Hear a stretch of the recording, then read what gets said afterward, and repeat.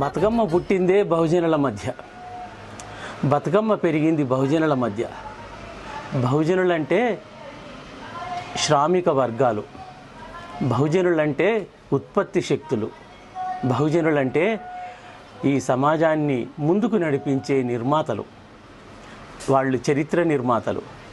చరిత్రనే కాదు, వాళ్ళు సాంస్కృతిక రంగాన్ని కూడా సృష్టించే ఈస్థెటిక్ సెన్స్ కలిగినటువంటి సౌందర్యశీల శక్తులు.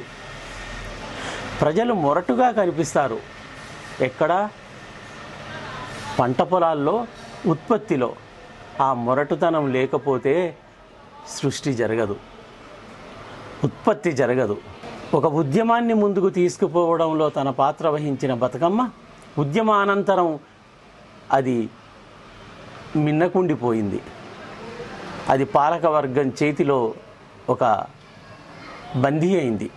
ఎన్ని చేతులు మారినా తిరిగి బతుకమ్మ బహుజనులదే.